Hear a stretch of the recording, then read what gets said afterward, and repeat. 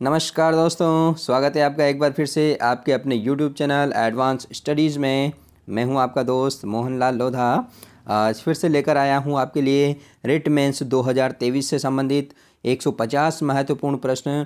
दोस्तों, ये जो महामैराथन टेस्ट सीरीज है ये संपूर्ण पाठ्यक्रम को शामिल करते हुए 100% आपके पाठ्यक्रम का जो ब्लूप्रिंट है उस पर आधारित है। निश्चित रूप से ये वीडियो लेक्चर आपकी तैयारी को और मजबूत करने में सहायक सिद्ध होगा।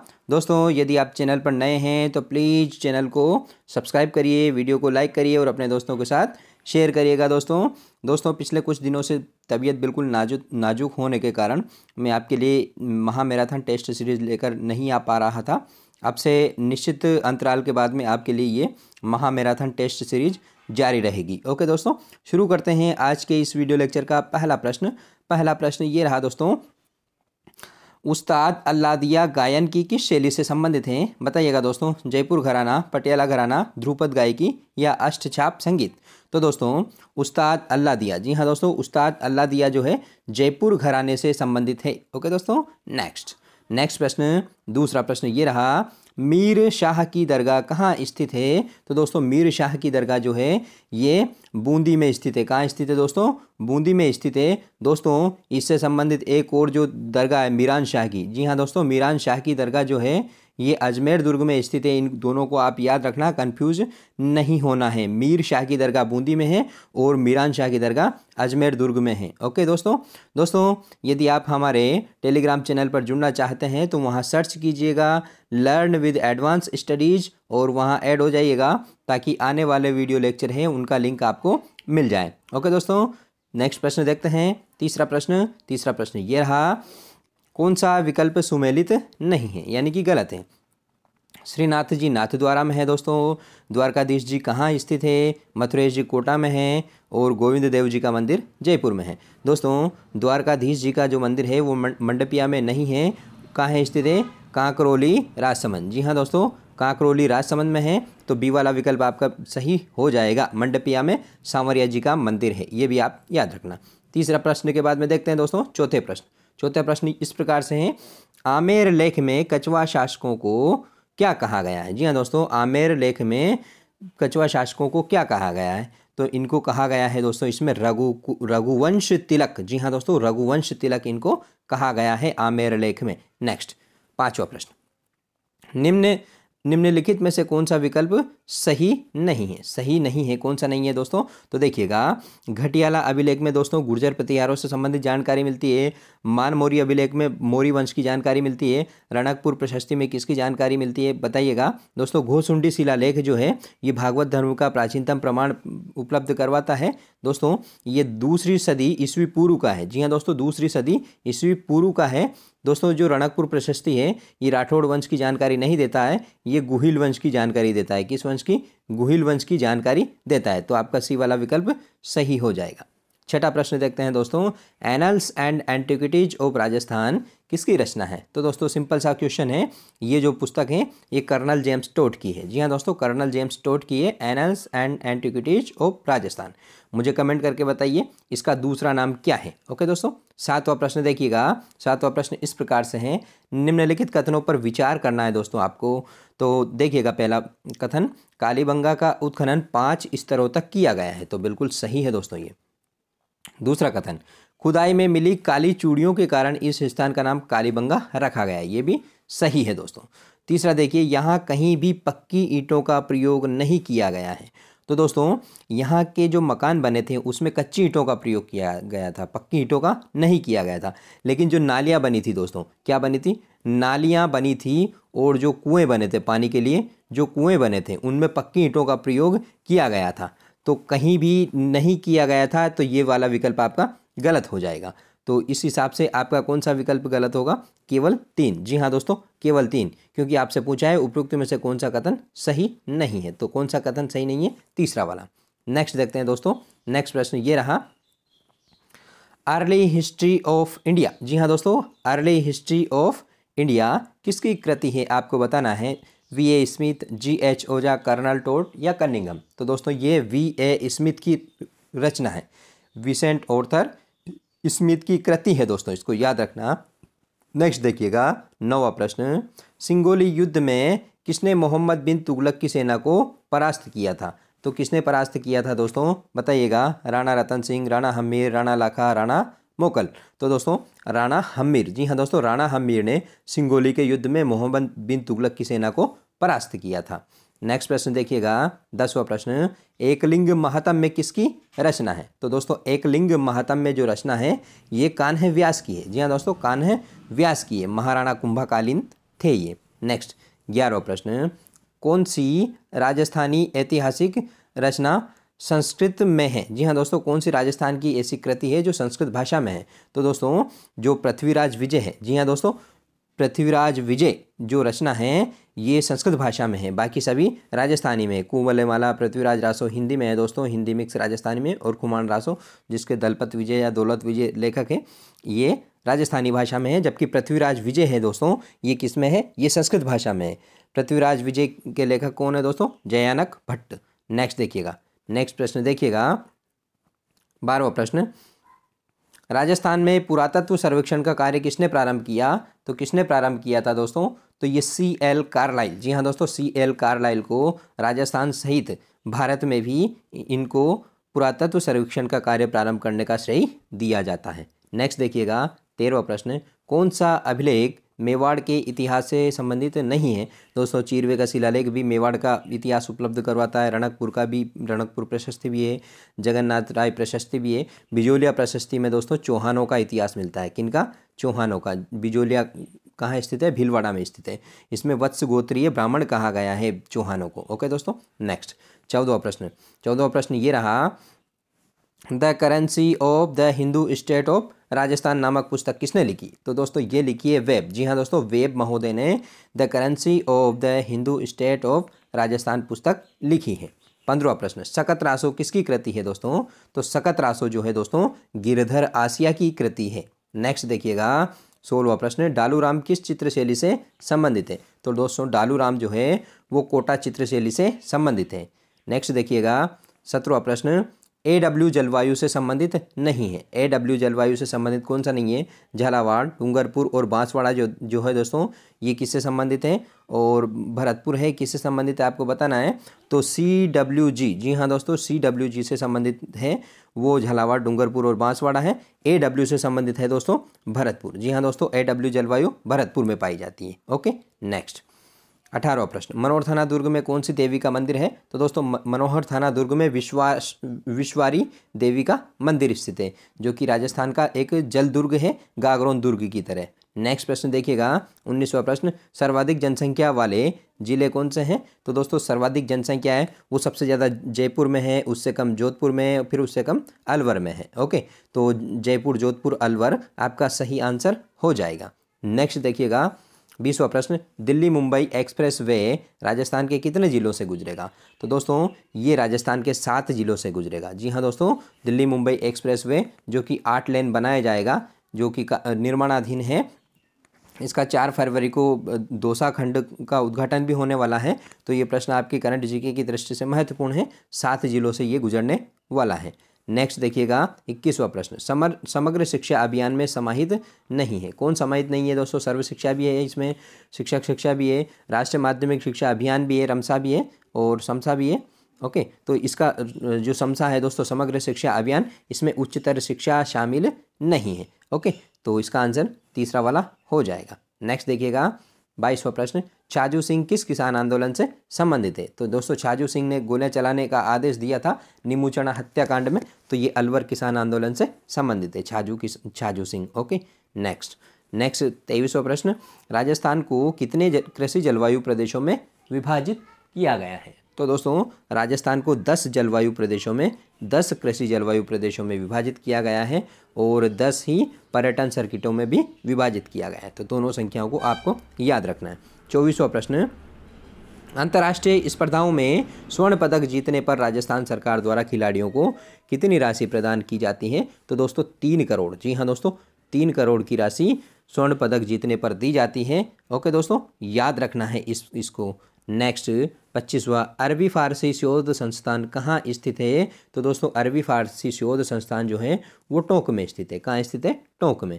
नेक्स्ट देखिएगा, 26वां प्रश्न, 1857 की क्रांति के समय जयदयाल, जी हाँ दोस्तों, जयदयाल और मेहराब खान ने किस स्थान पर नेतृत्व किया था? तो दोस्तों इन्होंने कोटा में नेतृत्व किया था। जी हाँ दोस्तों, कोटा में इन्होंने नेतृत्व किया था और 6 महीने तक कोटा पर इन्होंने अधिकार कर लिया था। नेक्स्ट 27वां प्रश्न, कौन सा पर्वत शिखर दक्षिणी अरावली का हिस्सा नहीं है? तो दोस्तों माउंट आबू भी दक्षिणी अरावली में है, जरगा भी दक्षिणी अरावली में है और अचलगढ़ भी दक्षिणी अरावली में है, जबकि टोडगढ़ है ये मध्य अरावली में। कहाँ स्थित है टोडगढ़? अजमेर में स्थित है और ये मध्य अरावली का हिस्सा है। तो ये वाला विकल्प आपका सही हो जाएगा। 28वां प्रश्न, 73वां संविधान संशोधन विधेयक संबंधित है, किससे संबंधित है दोस्तों? तो ये ग्रामीण स्थानीय स्वशासन से संबंधित है, 1992 में हुआ था। और नगरीय स्थानीय स्वशासन से संबंधित जो संविधान संशोधन है वो 74वां है। दोनों को आप याद रखना। नेक्स्ट प्रश्न ये रहा, राजस्थान में शीतकालीन वर्षा किससे होती है?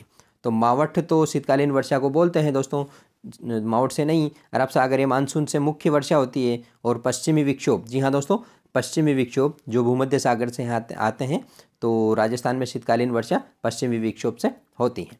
नेक्स्ट देखिएगा 30वां प्रश्न, जिला स्तर पर स्कूल शिक्षा विभाग का सर्वोच्च प्रतिनिधि कौन होता है? तो दोस्तों CDEO, जी हाँ दोस्तों, CDEO जो होता है ये उप निदेशक रैंक का अधिकारी होता है और ये जिले में स्कूल शिक्षा का सर्वोच्च प्रतिनिधि और सर्वोच्च अधिकारी होता है। तो CDEO इसका आंसर हो जाएगा। DO एलिमेंट्री भी होता है दोस्तों और DO सेकेंडरी भी होता है, इन दोनों के ऊपर CDO होता है। डाइट का प्राचार्य होता है दोस्तों, ये डाइट का प्राचार्य भी DEO के समकक्ष होता है और ADPC होता है, ये भी DO रैंक का अधिकारी होता है, लेकिन इन सब के ऊपर CDO होता है जिला स्तर पर। 31वां प्रश्न, राजस्थान माध्यमिक शिक्षा बोर्ड की स्थापना कहाँ हुई? तो दोस्तों आपको पता होगा 1957 में। जी हाँ दोस्तों, 1957 में राजस्थान माध्यमिक शिक्षा बोर्ड की स्थापना जयपुर में हुई थी। जी हाँ दोस्तों, जयपुर में। और बाद में इसको अजमेर में स्थानांतरित कर दिया था। कब? 1961 में। जी हाँ दोस्तों, 1961 में अजमेर में स्थानांतरित कर दिया था। तो इस प्रश्न का सही जो उत्तर है वो है जयपुर। जी हाँ दोस्तों, जयपुर इसका सही आंसर है। स्थापना कहाँ हुई थी ये पूछा गया है। 32वां प्रश्न देखिएगा, असुमेलित नहीं है, असुमेलित नहीं है यानी कि सुमेलित है। तो सुनारी झुंझुनू में है दोस्तों, सुनारी सभ्यता कहाँ है? झुंझुनू में है। आहड़ राजसमंद में नहीं है, उदयपुर में है दोस्तों। जोधपुरा जयपुर में है, तो यही आपका सुमेलित है दोस्तों। और बेराट अलवर में नहीं है, ये कहाँ स्थित है? ये जयपुर में स्थित है।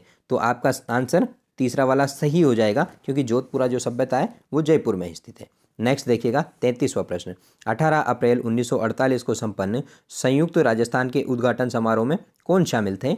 तो दोस्तों इसका जो उद्घाटन किया था वो तत्कालीन प्रधानमंत्री जवाहरलाल नेहरू ने किया था। जी हाँ दोस्तों, तत्कालीन प्रधानमंत्री जवाहरलाल नेहरू इस समारोह में शामिल हुए थे। नेक्स्ट 34वां प्रश्न, राजस्थान वित्त निगम की स्थापना कब हुई थी? RFC की स्थापना कब हुई थी? तो इसकी स्थापना 1955 में संपन्न हुई थी।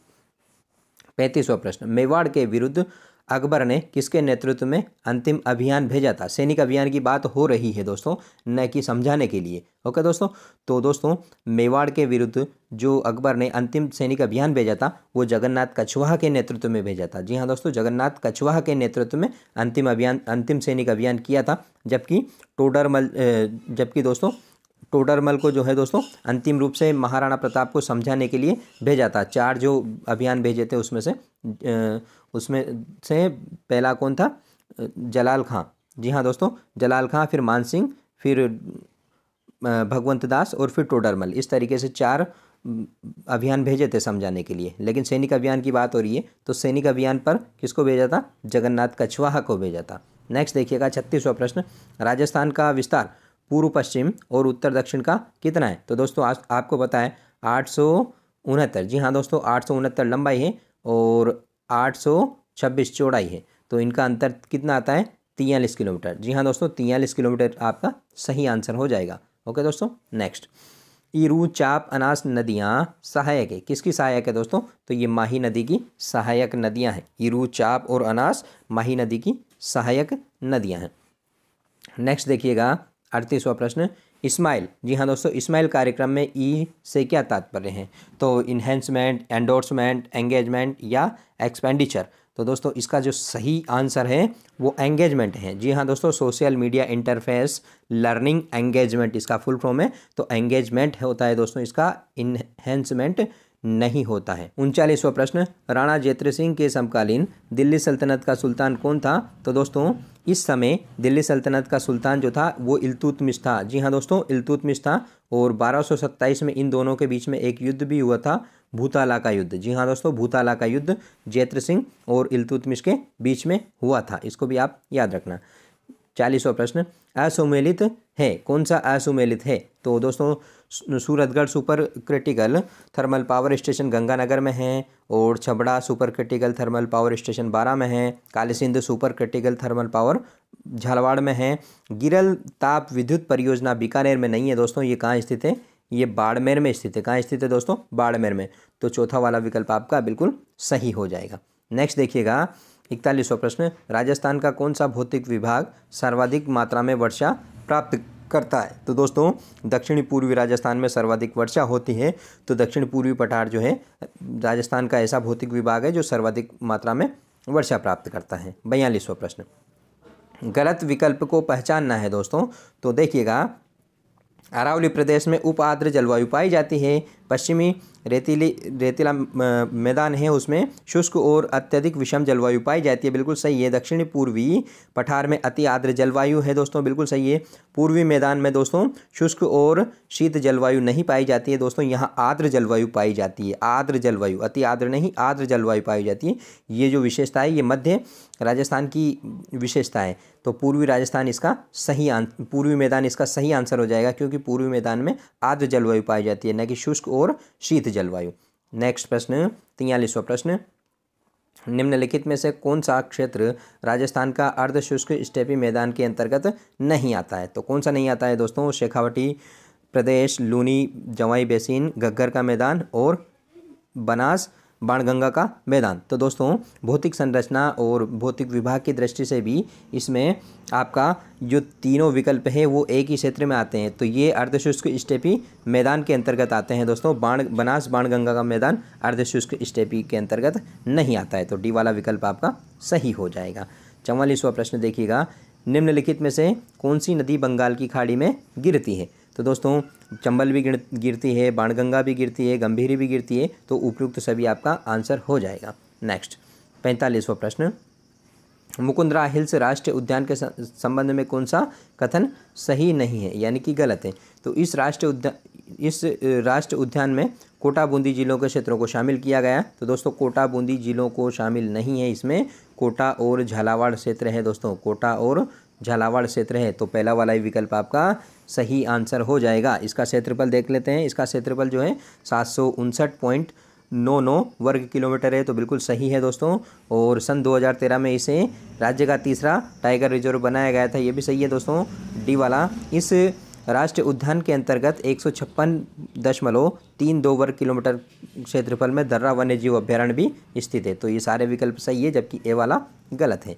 नेक्स्ट देखिएगा 46वां प्रश्न, कौन सी मृदा सिरोजम मृदा के नाम से भी जानी जाती है? तो दोस्तों जो धूसर मरुस्थलीय मृदा है वो सिरोजम मृदा के नाम से भी जानी जाती है। 47वां प्रश्न, निम्नलिखित में से कौन सी मिट्टी राजस्थान में कपास उत्पादन के लिए उत्तम मानी जाती है? तो दोस्तों मेनली काली मिट्टी और मिश्रित लाल मिट्टी जो है वो राजस्थान में कपास उत्पादन के लिए उत्तम मानी जाती है। नेक्स्ट देखिएगा 48वां प्रश्न, राजस्थान के उन जिलों वाले युग्मों का चयन करें जहां चना उत्पादन अग्रणी मात्रा में होता है, यानी कि ज़्यादा होता है। तो ये ज़िले हैं दोस्तों, बीकानेर है, हनुमानगढ़ है, चूरू। जी हाँ दोस्तों, बीकानेर, हनुमानगढ़, चूरू में चना जो है अधिक मात्रा में उत्पादित होता है। तो सी वाला विकल्प आपका सही हो जाएगा। नेक्स्ट प्रश्न, 1901 से लेकर 2011 तक की जनगणनाओं में किस जनगणना वर्ष में न्यूनतम लिंगानुपात दर्ज किया गया था? तो दोस्तों 1921 वाला दशक था, उसमें न्यूनतम लिंगानुपात दर्ज किया गया था। आप मुझे कमेंट करके बताइए इस समय कितना लिंगानुपात था और वर्तमान में कितना है। नेक्स्ट देखिएगा, असत्य कथन का चयन कीजिए। असत्य कथन आपको बताना है। तो राजस्थान के 15 जिलों का लिंगानुपात राज्य के औसत लिंगानुपात यानी कि 928 है, उससे कम है। तो दोस्तों ये बिल्कुल सही है। जी हाँ दोस्तों, ये बिल्कुल सही है। बी वाला देखिए, 2001 से 2011 के मध्य लिंगानुपात में सर्वाधिक कमी डूंगरपुर में दर्ज की गई, जबकि वर्तमान में 994 है। इससे पहले 1000 से ऊपर था इसका। ओके, 28 की कमी देखी गई है दोस्तों। सी वाला देखिए, राजस्थान के पूर्वी मैदानी भाग में जनसंख्या का घनत्व सर्वाधिक है, तो सही है दोस्तों। और डी वाला है, जनजातीय जनसंख्या के मामले में राजस्थान भारत का तीसरा स्थान नहीं रखता है दोस्तों। ये डी वाला विकल्प आपका सही आंसर हो जाएगा। इसको आप मुझे कमेंट करके बताइए कि एसटी की जनसंख्या के लिहाज से राजस्थान का कौन सा स्थान है। नेक्स्ट देखिएगा 51वां प्रश्न, टोटम, तदवी, झुमटी, हाथी बेंडो, पाल, भगत जैसी शब्दावली का संबंध किस जनजाति से है? तो दोस्तों इसका संबंध भील जनजाति से। जी हाँ दोस्तों, भील जनजाति से। नेक्स्ट प्रश्न देखते हैं 52वां, गलत कथन का चयन कीजिए। जी हाँ दोस्तों, गलत कथन का आपको चयन करना है। चांदी के भंडार की दृष्टि से राजस्थान का भारत में प्रथम स्थान है, बिल्कुल सही है। देश में चांदी के कुल भंडारों में 87% भंडार राजस्थान में पाए जाते हैं, तो यह भी बिल्कुल सही उत्तर है दोस्तों। नेक्स्ट देखिएगा, चांदी विद्युत का सर्वोत्तम सुचालक होती है, तो यह भी सही कथन है दोस्तों। तो गलत कथन कौन सा है दोस्तों? डी वाला, क्योंकि ब्रूनाइट और मैग्नेटाइट चांदी के अयस्क नहीं है दोस्तों। मैग्नेटाइट जो होता है दोस्तों ये लौह अयस्क है। जी हाँ दोस्तों, लौह अयस्क है, तो डी वाला विकल्प आपका सही आंसर हो जाएगा। नेक्स्ट देखिएगा 53वां प्रश्न, निम्नलिखित में से कौन से क्षेत्र राजस्थान में तांबे की खानों से संबंधित है? तो दोस्तों खेतड़ी, सिंगाना तथा मैदान कुदान ये भी है। खोदरीबा और भगोनी क्षेत्र ये भी है। गोलिया और पीपेला क्षेत्र ये भी है दोस्तों। तो उपयुक्त सभी जो है राजस्थान में तांबे की खानों से संबंधित है। ओके दोस्तों, नेक्स्ट 54वां प्रश्न, राजस्थान का कौन सा पूरा स्थल महाजनपद काल में मत्स्य जनपद की राजधानी था? तो दोस्तों विराटनगर या बेराट। जी हाँ दोस्तों, विराटनगर और बेराट जो कि जयपुर में स्थित है, ये दोस्तों महाजनपद काल में मत्स्य जनपद की राजधानी हुआ करती थी। 55वां प्रश्न, कटारगढ़ नामक स्थापत्य निम्नलिखित में से किस दुर्ग का भाग है? तो दोस्तों ये जो है ये कुंभलगढ़ का भाग है। जी हाँ दोस्तों, कुंभलगढ़ का ये भाग है कटारगढ़ दुर्ग। 56वां प्रश्न, निम्नलिखित में से कौन सा ग्रंथ महाराणा कुंभा द्वारा रचित है? तो दोस्तों इन्होंने रसिक प्रिया भी लिखा, कामराज रतिसार भी लिखा, सूड़ प्रबंध भी लिखा। तो उपयुक्त सभी जो रचनाएं हैं दोस्तों महाराणा कुंभा की है, तो इसका आंसर हो जाएगा दोस्तों डी वाला। जी हाँ दोस्तों, डी वाला इसका आंसर है। नेक्स्ट देखिएगा, माउंट आबू के आदिनाथ मंदिर का निर्माण किसने करवाया था? भामाशाह, जयशाह, विमल शाह या जीजाशाह? तो दोस्तों इसका जो निर्माण करवाया था वो विमल शाह ने करवाया था। किसने करवाया था? विमल शाह ने। नेक्स्ट देखिएगा 58वां प्रश्न, देलवाड़ा के नेमिनाथ मंदिर का निर्माण किसने करवाया था? तो दोस्तों इसका निर्माण करवाया था तेजपाल ने। जी हाँ दोस्तों, तेजपाल ने इसका निर्माण करवाया था। 59वां प्रश्न, राजस्थान में किस जाति का संबंध कठपुतली नृत्य से है? तो दोस्तों भोपा जाति जो है, जी हाँ दोस्तों, भोपा जाति का संबंध कठपुतली नृत्य से है। नेक्स्ट 60वां प्रश्न, निम्नलिखित में से कौन सा युग्म सुमेलित नहीं है, यानी कि असुमेलित है? ओके, तो 13 ताली नृत्य जैसलमेर में होता है, बिंदोरी नृत्य कहाँ होता है? नाहर नृत्य भीलवाड़ा शाहपुरा में होता है, खारी नृत्य मेवात में होता है दोस्तों। बिंदोरी नृत्य जो है दोस्तों विवाह के अवसर पर कहाँ होता है? झालावाड़ में होता है। कहाँ होता है दोस्तों बिंदोरी नृत्य? झालावाड़। तो ये बी वाला विकल्प आपका सही हो जाएगा। 61वां प्रश्न देखिएगा, बारात के साथ वधू के लिए लाए जाने वाले कपड़े क्या कहलाते हैं? तो दोस्तों ये बरी पलड़ो कहलाते हैं। क्या कहलाते हैं? बरी या बरी पलड़ो। जी हाँ दोस्तों, बरी पलड़ो या बरी ये कहलाते हैं। नेक्स्ट प्रश्न 62वां प्रश्न, किस संप्रदाय के संत गुलाबी रंग की पोशाक पहनते हैं तथा भिक्षावृत्ति से अपना जीवन यापन करते हैं? तो कौन सा संप्रदाय है दोस्तों? तो ये है दोस्तों राम स्नेही संप्रदाय। जी हाँ दोस्तों, राम स्नेही संप्रदाय के संत गुलाबी रंग के कपड़े पहनते हैं। नेक्स्ट मनहर छंद। जी हाँ दोस्तों, मनहर छंद नामक पुस्तक के रचयिता कौन है? तो मनहर छंद नामक पुस्तक जो लिखी दोस्तों ये सुंदरदास जी ने लिखी है। जी हाँ दोस्तों, सुंदरदास जी ने लिखी है। 64वां प्रश्न, मध्य पाषाणकालीन अवशेष राजस्थान में कहाँ मिले हैं? तो दोस्तों बागौर में भी मिले हैं। आपको पता होगा राजस्थान सहित भारत में भी पशुपालन के प्राचीनतम अवशेष प्राप्त होते हैं बागौर भीलवाड़ा में, और तिलवाड़ा भी है दोस्तों मध्य पाषाणकालीन। गणेश्वर जो है दोस्तों ताम्र पाषाणकालीन है, तो ये तो वैसे ही गलत हो जाएगा। तो बी वाला विकल्प सी वाला विकल्प दोस्तों आपका सही हो जाएगा, क्योंकि ए और बी दोनों मध्य पाषाणकालीन पूरा स्थल है। 65वां प्रश्न, राजस्थान का कबीर किसे कहा जाता है? तो दोस्तों कबीरदास जी के जो शिष्य थे दादू दयाल, जी हाँ दोस्तों दादू दयाल, इनको राजस्थान का कबीर कहा जाता है। इनका एक शिष्य था दोस्तों रज्जब, जो आजीवन दूल्हे के वेश में रहे थे। नेक्स्ट 66वां प्रश्न, कांच पर कंचन का करिश्मा, जी हाँ दोस्तों कांच पर कंचन का करिश्मा किस कला को कहा जाता है? तो दोस्तों आपको पता होगा थेवा कला है जो है दोस्तों, जी हाँ दोस्तों थेवा कला जो प्रतापगढ़ में है, प्रतापगढ़ की फेमस है। इसमें कांच के जो विभिन्न प्रकार के पात्र होते हैं उन पर सोने से कारीगरी की जाती है, जिसको कांच पर कंचन का करिश्मा कहा जाता है। तो थेवा कला इसका सही आंसर है। नेक्स्ट 67वां प्रश्न, नर्मदा कला के लिए कौन सा जिला प्रसिद्ध है? कौन सा जिला प्रसिद्ध है दोस्तों? तो टोंक जिला जो है नर्मदा कला के लिए प्रसिद्ध है। नेक्स्ट 68वां प्रश्न, कौन सा जिला कागजी बर्तन की उच्च गुणवत्ता के लिए विख्यात है?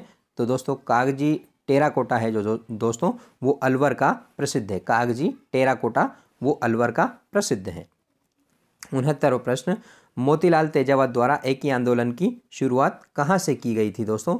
तो ये मातृकुंडिया, जी हाँ दोस्तों मातृकुंडिया, जो कि रासमी चित्तौड़ में पड़ता है दोस्तों। कहाँ पड़ता है? रासमी चित्तौड़ में। तो चित्तौड़ से जो है मोतीलाल तेजावत द्वारा एक ही आंदोलन की शुरुआत की गई थी। तो बी वाला विकल्प आपका सही हो जाएगा। 70वां प्रश्न, मारवाड़ प्रजामंडल की स्थापना किसकी अध्यक्षता में हुई? तो मारवाड़ प्रजामंडल की स्थापना मास्टर भंवरलाल सर्राफ की अध्यक्षता में संपन्न हुई थी।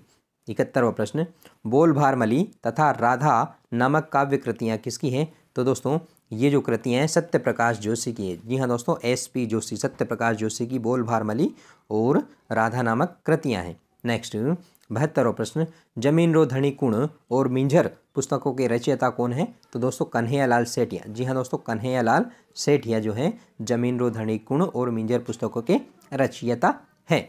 नेक्स्ट 73वां प्रश्न, प्रधानमंत्री आवास योजना शहरी के तहत भारत सरकार द्वारा राजस्थान राज्य को कुल कितने आवास बनाने का लक्ष्य दिया गया था? तो दोस्तों 4 लाख, जी हाँ दोस्तों 4 लाख आवास बनाने का लक्ष्य दिया था शहरी क्षेत्रों में। 74वां प्रश्न, यदि प्राथमिक स्तर पर विद्यार्थियों की संख्या 200 से अधिक हो तो वहाँ एक प्रधान अध्यापक तो नियुक्त किया जाएगा। तो प्रधान अध्यापक को छोड़कर शिक्षक छात्र अनुपात कितना होगा? तो दोस्तों 1:40 वहाँ शिक्षक छात्र अनुपात होगा दोस्तों। ये आपका बिल्कुल सही आंसर है। कौन सा आंसर सही है? 1:40 यानी कि सी वाला आपका सही आंसर है। नेक्स्ट देखिएगा 75वां प्रश्न, दुर्बल वर्ग से आशय क्या है शिक्षा के अधिकार अधिनियम 2009 के संदर्भ में? तो दोस्तों वे बालक जिनके अभिभावक की वार्षिक आय जो है वो 2.5 लाख से कम है, तो वो जो है दुर्बल वर्ग में शामिल किए गए हैं और ऐसे वर्ग को प्राइवेट स्कूल्स में 25% निःशुल्क प्रवेश दिया जाता है। नेक्स्ट प्रश्न ये रहा 76वां प्रश्न, बालकों का निःशुल्क एवं अनिवार्य शिक्षा का अधिकार अधिनियम 2009 जिसका संशोधन 2019 में हुआ के तहत प्रत्येक शैक्षणिक वर्ष की समाप्ति पर किन कक्षाओं की नियमित परीक्षाएं ली जाएगी? तो दोस्तों 5वीं, जी हाँ दोस्तों 5वीं और 8वीं दोनों कक्षाओं की नियमित परीक्षाएं ली जाएगी। 5वीं परीक्षा का नाम है प्राथमिक स्तर अधिगम मूल्यांकन परीक्षा और 8वीं परीक्षा का नाम है 8वीं की जो परीक्षा उसका नाम है प्रारंभिक शिक्षा पूर्णता प्रमाण पत्र। इसके बाद में एक प्रमाण पत्र दिया जाता है। तो आपका आंसर हो जाएगा दोस्तों सी वाला, 5वीं और 8वीं इसका सही आंसर है। 77वां प्रश्न देखिएगा, निःशुल्क एवं अनिवार्य बाल शिक्षा अधिकार अधिनियम 2009 के संदर्भ में शिक्षक द्वारा प्राइवेट ट्यूशन का प्रतिषेध किस धारा में वर्णित है? तो दोस्तों ये वर्णित है धारा 28 में। जी हाँ दोस्तों धारा 28 में वर्णित है। धारा 8 में दोस्तों समुचित सरकार के दायित्व निर्धारित है। धारा 12 में दोस्तों 25% निःशुल्क सीटों का विवरण है और धारा 21 है दोस्तों, इसके अंतर्गत SMC के गठन का प्रावधान है। जी हाँ दोस्तों SMC विद्यालय प्रबंधन समिति के गठन का प्रावधान है। तो इसका सही आंसर है वो धारा 28।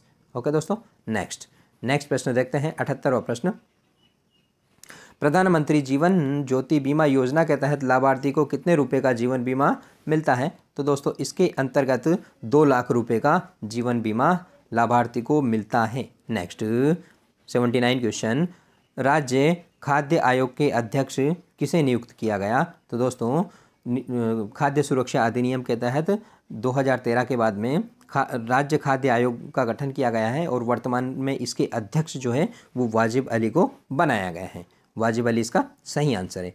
80वां प्रश्न, दिल्ली मुंबई एक्सप्रेस वे की राजस्थान में कितनी लंबाई होगी? तो दोस्तों 374 किलोमीटर। जी हाँ दोस्तों, 374 किलोमीटर इसकी राजस्थान में लंबाई होगी और ये 7 जिलों से गुजरेगा। ये भी आपको याद रखना है दोस्तों। ओके, ये भी आपको पता होना चाहिए। 81वां प्रश्न, राजपूतों में प्रचलित बोली जिसमें मारवाड़ी एवं मालवी का मिश्रण पाया जाता है, जिसे मालवी की उपबोली भी माना जाता है, तो ये कौन सी है दोस्तों? तो ये रांगड़ी है। जी हाँ दोस्तों, ये रांगड़ी बोली है। नेक्स्ट 82वां प्रश्न, असंगत विकल्प कौन सा है क्षेत्र और बोली के संदर्भ में? तो खेराड़ी, सिरोही, शाहपुरा और बूंदी में बोली जाती है, बिल्कुल सही है। गोड़वाड़ी, पाली और जालौर में बोली जाती है, बिल्कुल सही है। नागरचोल, टोंक, सवाई माधोपुर में बोली जाती है दोस्तों, बिल्कुल सही है। चौरासी जो है दोस्तों, ये सवाई माधोपुर में नहीं बोली जाती है। चौरासी जो बोली जाती है वो एक तो जयपुर, जी हाँ दोस्तों, जयपुर और टोंक क्षेत्र में चौरासी बोली जाती है, जबकि सवाई माधोपुर में एक बोली है दोस्तों काठेड़ी। जी हाँ दोस्तों, काठेड़ी बोली सवाई माधोपुर में बोली जाती है, तो डी वाला विकल्प आपका सही हो जाएगा। 83वां प्रश्न देखिएगा, विद्यालय प्रबंधन के लिए निम्नलिखित में से सिद्धांतों का कौन सा सेट समूह सबसे अधिक उपयुक्त है? तो कौन सा सेट होगा दोस्तों? सहयोग होना चाहिए, समानता होना चाहिए, लचीलापन होना चाहिए, साझा उत्तरदायित्व होना चाहिए। तो पहला वाला ही विकल्प सही है आपका दोस्तों। बी वाले में अति संरचना है, ये नहीं होना चाहिए। सी वाले में भी अति संरचना है, ये नहीं होना चाहिए दोस्तों। और डी वाले में दृढ़ता है दोस्तों, लचीलापन होना चाहिए, इसलिए ये नहीं है दोस्तों। पहला वाला विकल्प आपका बिल्कुल सही है। 84वां प्रश्न, विद्यालय प्रबंधन का प्रजातांत्रिक सिद्धांत कौन सा है दोस्तों? तो एक तंत्रीय निर्णय, व्यक्तिगत कार्य या सहभागी उत्तरदायित्व या निर्णय दृढ़ता। तो दोस्तों सी वाला इसका विकल्प सही है। जी हाँ दोस्तों, सी वाला इसका सही आंसर है। नेक्स्ट देखते हैं 85वां प्रश्न, निम्नलिखित में से कौन सा विकल्प बेमेल है यानी कि गलत है? कक्का। तो दोस्तों वर्णमाला के प्रत्येक वर्ण से जो रचना प्रारंभ होती है तो उसको कक्का बोला जाता है। ख्यात, लोक प्रसिद्ध व्यक्ति की उपलब्धियों का विवरण ख्यात कहलाता है। दावा व तुकांत रचना है दोस्तों। दोहा जो है दोस्तों राजस्थानी काव्य का मात्रिक छंद नहीं है दोस्तों, ये झमाल। जी हाँ दोस्तों, झमाल और झूलना। जी हाँ दोस्तों, झमाल और झूलना राजस्थानी काव्य का मात्रिक छंद है। ये दोनों आप याद रखना, ये है दोस्तों राजस्थानी काव्य का मात्रिक छंद, झमाल और झूलना। ओके दोस्तों, नेक्स्ट 86वां प्रश्न, मूल रचना की स्पष्टीकरण हेतु किनारे पर लिखी गई टिप्पणी को क्या कहा जाता है? क्या कहलाती है दोस्तों? तो इसको टब्बा बोला जाता है। जी हाँ दोस्तों, टब्बा कहलाता है ये।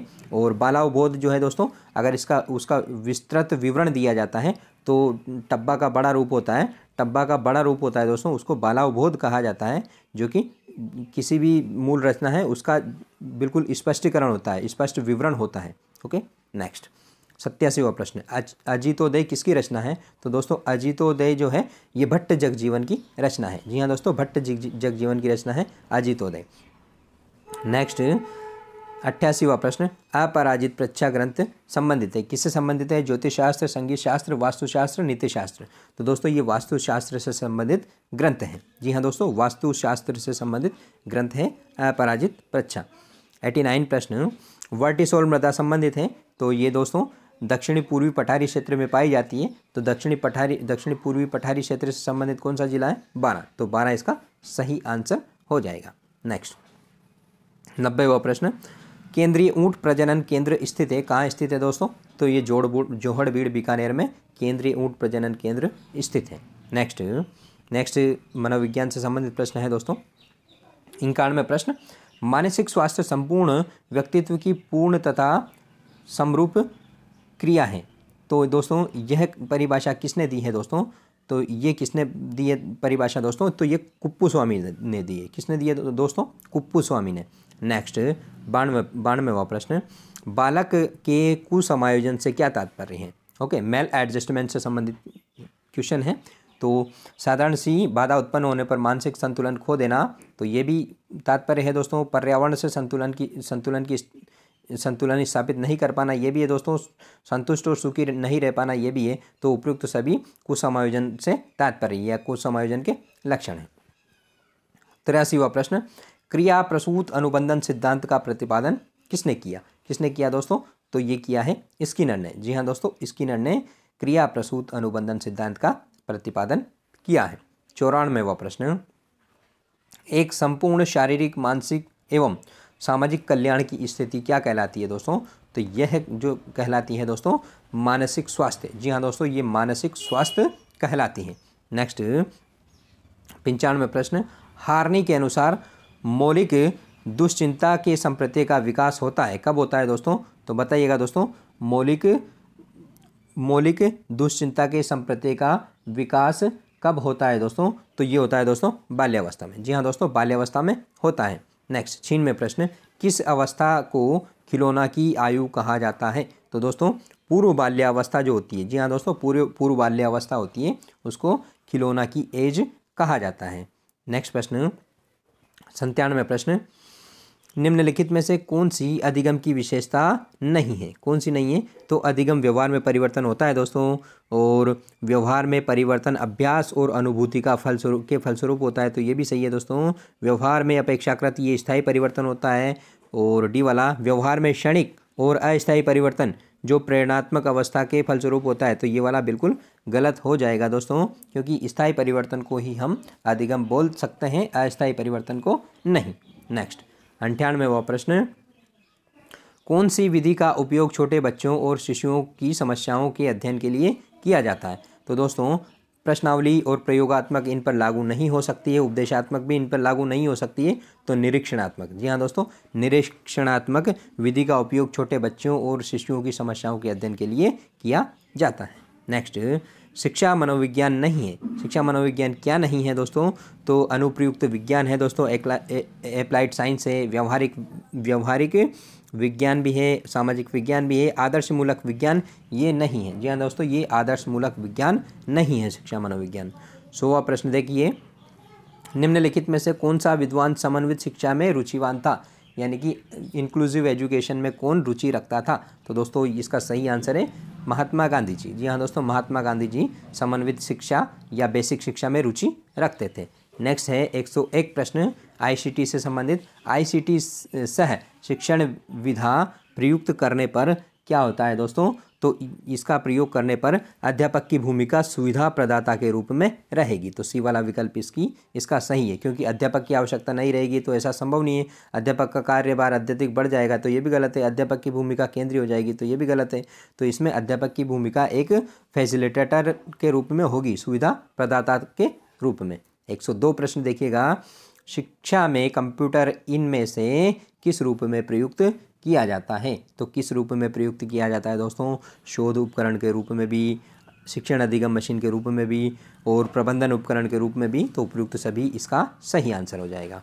103 प्रश्न, कंप्यूटर सहायक अनुदेशन क्या कहलाता है? दोस्तों ये कंप्यूटर सहायक अनुदेशन है, ये इलेक्ट्रॉनिक ब्रेन कहलाता है। जी हाँ दोस्तों, इलेक्ट्रॉनिक ब्रेन कहलाता है कंप्यूटर सहायक अनुदेशन। 104 प्रश्न, कंप्यूटर की कक्षा कक्ष उपयोग क्या है? कंप्यूटर के जो कक्षा कक्ष उपयोग क्या है दोस्तों? तो इसका कंप्यूटर आधारित अनुदेशन में होता है, प्रदत्त विश्लेषण और संगणक में होता है, और कंप्यूटर अनुरूपीकरण में भी इसका प्रयोग होता है, तो उपयुक्त सभी इसका आंसर हो जाएगा। नेक्स्ट देखिएगा 105, कंप्यूटर एक शिक्षक की तरह कार्य करता है। तो खोज प्रणाली में भी करता है क्या दोस्तों? देखिएगा, अनुकरण प्रणाली में करता है क्या? शिक्षण प्रणाली में करता है क्या दोस्तों?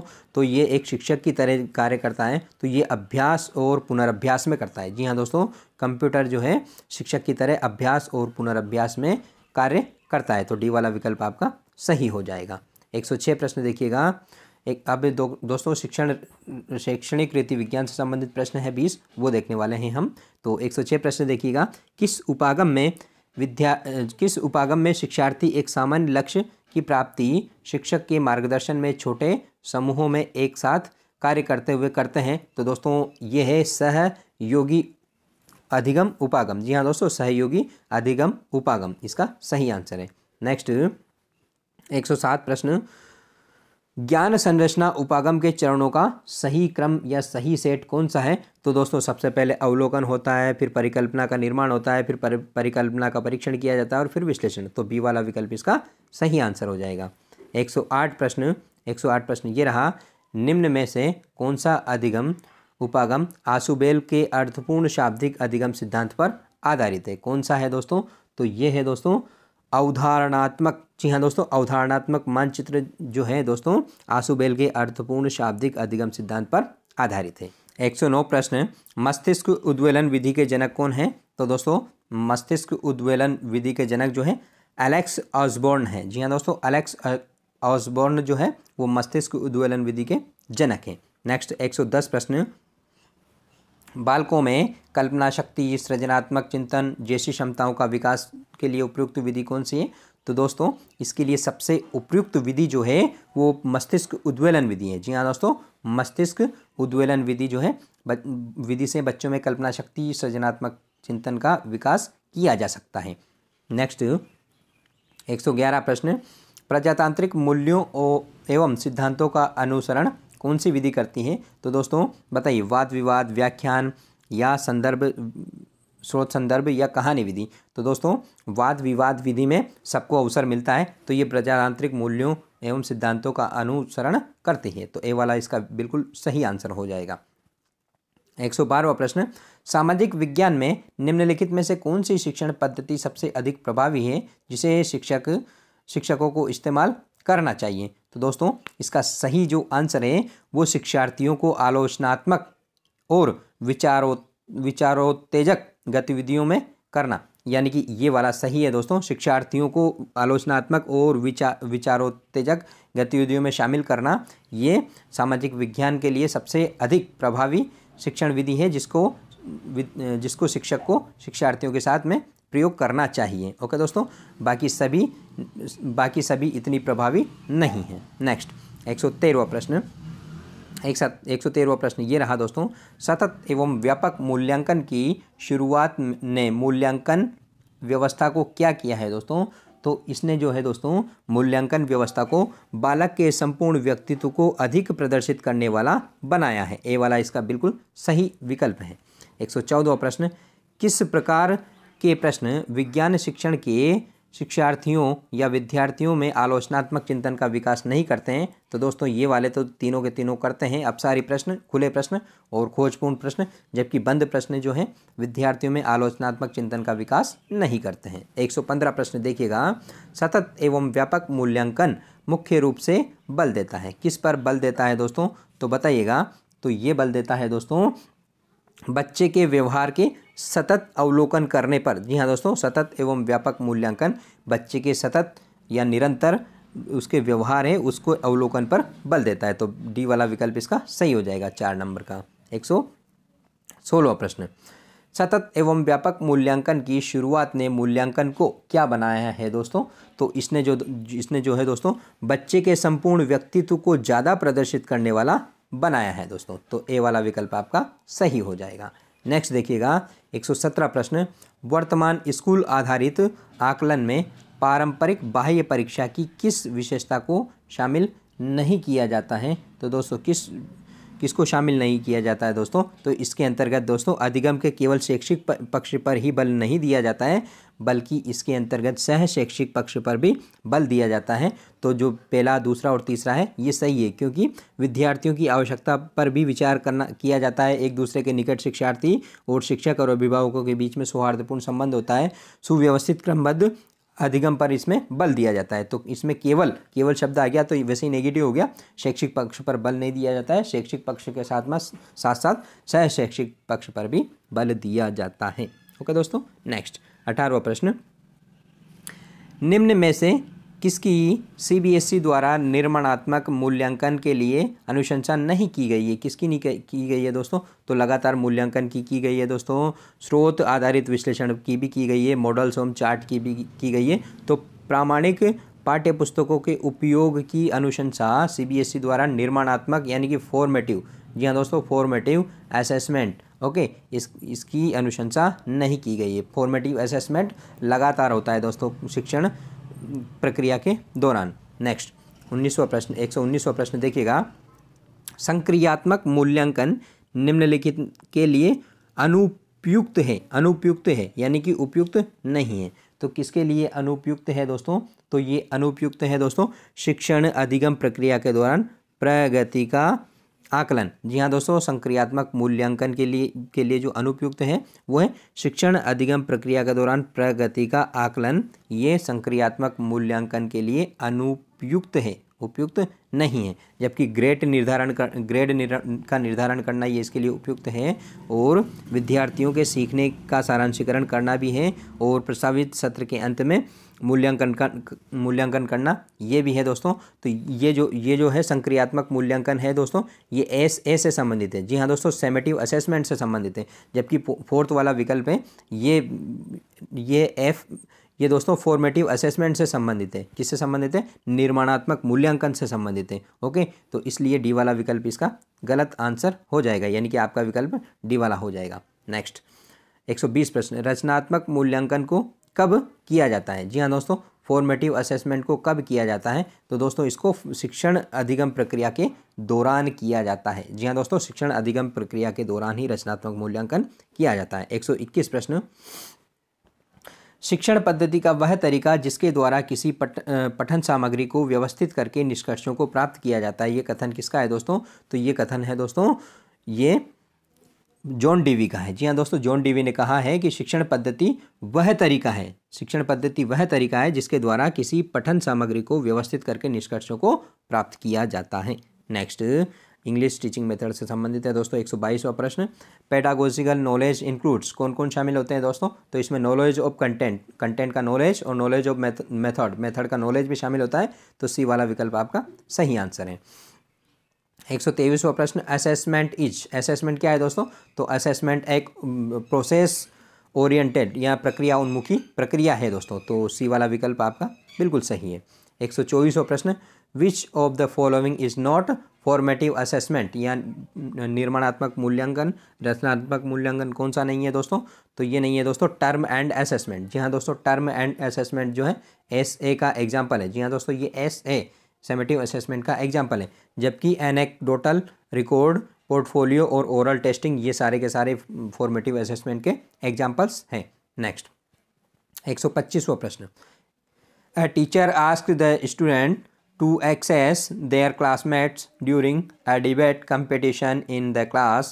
This method of assessment is, तो ग्रुप है दोस्तों इसमें, क्योंकि ये टीचर एक ग्रुप में क्लास को बोलता है, तो इसका सही आंसर हो जाएगा दोस्तों पीयर असेसमेंट। जी हाँ दोस्तों, पीयर असेसमेंट हो जाएगा, क्योंकि एक टीचर जो है क्लास में टीचिंग के दौरान डिबेट कंपटीशन के लिए बोलता है, तो ये जो असेसमेंट है दोस्तों, ये कौन सा हो जाएगा?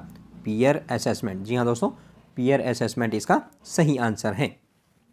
नेक्स्ट 126 प्रश्न, ये विद्यालय विषय से संबंधित है दोस्तों। उज्ज्वल का सही संधि विच्छेद क्या होगा? तो दोस्तों उत प्लस ज्वल, उज्ज्वल का सही संधि विच्छेद होगा। शरणागत में कौन सा समास है? तो दोस्तों शरणागत में तत्पुरुष समास है, शरण में आया हुआ। नेक्स्ट 128वां प्रश्न, निम्नलिखित में से कौन सा भाववाच्य का उदाहरण नहीं है? भाववाच्य का उदाहरण कौन सा नहीं है? तो बालक से पढ़ा नहीं जाता भाववाच्य है, पक्षी आकाश में नहीं उड़ते हैं, शेर से दौड़ा नहीं जाता ये भाववाच्य है, मुझसे उठा नहीं जाता ये भी भाववाच्य है, ये कृतवाच्य है दोस्तों। पक्षी आकाश में नहीं उड़ते हैं ये कृतवाच्य है। ओके, कृतवाच्य यानी कि कर्ता पहले आ रहा है, कर्ता इसमें मुख्य है, तो बी वाला विकल्प आपका सही आंसर हो जाएगा। 129 प्रश्न, निम्नलिखित में से किस विकल्प के सभी शब्द जो हैं वो शुद्ध हैं, सही है? तो दोस्तों दुरावस्था नहीं होता है, दुरअवस्था होता है। गत्यावरोध नहीं होता है दोस्तों, गत्यावरोध होता है, आ की मात्रा इसमें नहीं आती है। सी वाला देखिएगा, करुणा, पुनरावलोकन और मंत्रिमंडल बिल्कुल सही है दोस्तों इसके सभी शब्द। और वाल्मीकि में दोस्तों मात्राएं गलत हैं, तो वाल्मीकि भी गलत हो जाएगा। तो A, B और D आपका गलत विकल्प है, जबकि सी वाला बिल्कुल सही है। नेक्स्ट 130 प्रश्न, अक्ल का पुतला होना मुहावरे का सही निहितार्थ है दोस्तों बुद्धिमान होना। जी हाँ दोस्तों, बुद्धिमान होना इसका सही आंसर है।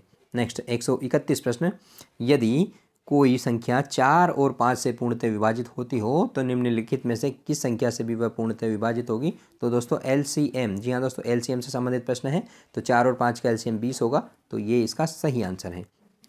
132 प्रश्न, निम्नलिखित में से कौन सा विकल्प सही नहीं है यानी कि गलत है? तो सभी प्राकृत संख्याएं पूर्ण संख्याएं होती है दोस्तों, सभी प्राकृत संख्याएं जो 1 से शुरू होती है वो पूर्ण संख्याएं होती है, क्योंकि पूर्ण संख्याएं 0 से शुरू होती है। और बी वाला विकल्प देखिए, ए वाला तो बिल्कुल सही है दोस्तों, और बी वाला देखिए सभी पूर्णांक संख्याएं पूर्ण संख्याएं नहीं होती है दोस्तों, क्योंकि जो पूर्ण संख्याएं होती है वो पूर्णांक संख्याएं जरूर होती है, लेकिन जो पूर्णांक संख्याएं होती है वो पूर्ण संख्याएं नहीं होती हैं, क्योंकि पूर्णांक संख्याओं में माइनस वाला समुच्चय भी शामिल होता है। तो आपका विकल्प बी सही आंसर हो जाएगा। कौन सा विकल्प सही है दोस्तों? बी वाला सही आंसर है। और दूसरा भी देख लेते हैं, तीसरा विकल्प, 2 एकमात्र अभाज्य सम संख्या है, तो बिल्कुल सही है, सभी वर्ग आयत होते हैं दोस्तों, तो ये भी सही है। नेक्स्ट 133 प्रश्न, 19/18, 29/18, 16/36, 16/9 सबसे बड़ी भिन्न कौन सी है दोस्तों? तो करके देखिए दोस्तों, इसका सही आंसर 16/9 है। नेक्स्ट प्रश्न है 134, 2 संख्याएं 3:4 की अनुपात में है, यदि उनका महत्तम समाप्त वर्तक, जी हाँ दोस्तों, महत्तम समाप्त वर्तक में से पे 4 है, तो लघुत्तम समाप्त वर्तक क्या होगा दोस्तों? करिएगा। 48 का सही आंसर है। कौन सा? 48 इसका सही आंसर है। नेक्स्ट 135 प्रश्न, यदि x में, जी हाँ दोस्तों, यदि x में x का 5% जोड़ने पर, यदि x में x का 5% जोड़ने पर प्राप्त परिणाम में से परिणाम का 5% घटाया जाए तो x का मान क्या होगा दोस्तों? तो x का मान इसमें घट जाएगा, आपको सोल्व करके देखना है इसमें। नेक्स्ट 136वां प्रश्न, पदार्थों की अशुद्धियों का पृथक्करण किया जाता है, किस किस तरीके से किया जाता है? तो फिल्ट्रेशन या निस्यंदन से भी किया जाता है, क्रिस्टलन से भी किया जाता है, ऊर्ध्वपातन या सब्लिमेशन से भी किया जाता है, तो उक्त सभी आपका आंसर हो जाएगा। 137 प्रश्न, निम्नलिखित में से कौन सा एक भौतिक परिवर्तन नहीं है, यानी कि रासायनिक परिवर्तन है? तो जल का नमक में विलय भौतिक परिवर्तन है दोस्तों, वापस मूल तत्व को प्राप्त किया जा सकता है, वो भौतिक परिवर्तन होता है। जल का क्वथनांक पर जल वाष्प में बदलना, ये भी भौतिक परिवर्तन है। बर्फ का गलनांक पर जल का बनना, ये भी भौतिक परिवर्तन है। जबकि लिक्विड पेट्रोलियम गैस जो है दोस्तों, इसका दहन जो है ये रासायनिक परिवर्तन है, क्योंकि इसके जलने पर वापस से गैस को प्राप्त नहीं किया जा सकता है, इसके जलने पर ऊर्जा और धुआं प्राप्त होता है, तो डी वाला विकल्प आपका सही आंसर है। नेक्स्ट 138 प्रश्न, पेंडुलम घड़ी तीव्र गति से चल सकती है, तो तीव्र गति से कब चल सकती है? शीत ऋतु। जी हाँ दोस्तों, शीत ऋतु इसका सही आंसर है। नेक्स्ट प्रश्न 139, किसी वस्तु के संवेग परिवर्तन की दर उस पर आरोपित बल के होती है और उसी दिशा में होती है जिस पर बल लगाया गया है, तो दोस्तों ये होती है समानुपाती। जी हाँ दोस्तों, आरोपित बल के समानुपाती होती है। नेक्स्ट 140वां प्रश्न, आँख में प्रकाश संवेदी पर्दा जहाँ वस्तु का प्रतिबिंब बनता है, क्या कहलाता है दोस्तों? तो ये कहलाता है रेटिना या दृष्टिपटल। जी हाँ दोस्तों, रेटिना या दृष्टिपटल ये कहलाता है। ओके, तो ये इसका आंसर हो जाएगा दोस्तों सी वाला। नेक्स्ट प्रश्न ये रहा, ही देखना है ब्लैंक में क्या आएगा, the scene at a glance, तो दोस्तों इसका सही है दोस्तों look in, he look in the scene at a glance, look in इसमें आने वाला है रिक्त स्थान में। नेक्स्ट 142वां प्रश्न, system which provide government of the people by the people for the people is called, तो दोस्तों ये डेमोक्रेसी की परिभाषा है। किसकी परिभाषा है? डेमोक्रेसी। जी हाँ दोस्तों, डेमोक्रेसी की परिभाषा है, जिसको भी कि अमेरिका के राष्ट्रपति जो थे अब्राहम लिंकन, उन्होंने दी थी। ओके, नेक्स्ट 143वां प्रश्न, one who is different to pain और प्लीजर, यानी कि सुख और दुख में जो समान रहता है उसको क्या बोलते हैं? हिंदी में इसको जितेंद्रिय बोलते हैं। क्या बोलते हैं? जितेंद्रिय, जिसने अपने इंद्रियों को जीत लिया है। इंग्लिश में इसको स्टोइक बोलते हैं। क्या बोलते हैं? स्टोइक। जी हाँ दोस्तों, स्टोइक इसका सही आंसर हो जाएगा। नेक्स्ट 144 से 45 में क्या देखना है आपको कि choose the option which show the correct meaning of the following, तो रिफ्यूज। जी हाँ दोस्तों, रिफ्यूज़ यानी मना करने का सही इसका समानांतर शब्द है वो है दोस्तों टर्न डाउन। जी हाँ दोस्तों, टर्न डाउन रिफ्यूज़ का सही समानांतर शब्द है। 145 प्रश्न, पोस्टपोन। जी हाँ दोस्तों, पोस्टपोन का सही समानार्थक शब्द क्या है दोस्तों? तो पोस्टपोन का सही समानार्थक शब्द है दोस्तों पुट ऑफ। जी हाँ दोस्तों, पुट ऑफ पोस्टपोन का सही समानार्थक शब्द है। पोस्टपोन यानी स्थापित करना और पुट ऑफ का मतलब भी मना करना। नेक्स्ट 146वां प्रश्न, रामसर कन्वेंशन का संबंध किससे है? तो दोस्तों रामसर कन्वेंशन का संबंध आर्द्र भूमियों के संरक्षण से है। जी हाँ दोस्तों, आर्द्र भूमियों के संरक्षण से हैं। बताइए मुझे कमेंट करके राजस्थान में कौन कौन से जो क्षेत्र हैं वो रामसर साइट में सम्मिलित हैं। नेक्स्ट 147वां प्रश्न, बायोडाइवर्सिटी हॉट स्पॉट से संबंधित स्थल भारत में कौन से हैं? तो दोस्तों पश्चिमी घाट भी है, इंडोबर्मिक एरिया भी है और पूर्वी हिमालय भी है दोस्तों। तो उपयुक्त सभी जो है भारत में बायोडाइवर्सिटी हॉट स्पॉट से संबंधित है दोस्तों। नेक्स्ट 148 प्रश्न, भारतीय संविधान की विशेषता नहीं है, कौन सी नहीं है? तो स्वतंत्र न्यायपालिका है, बिल्कुल सही है।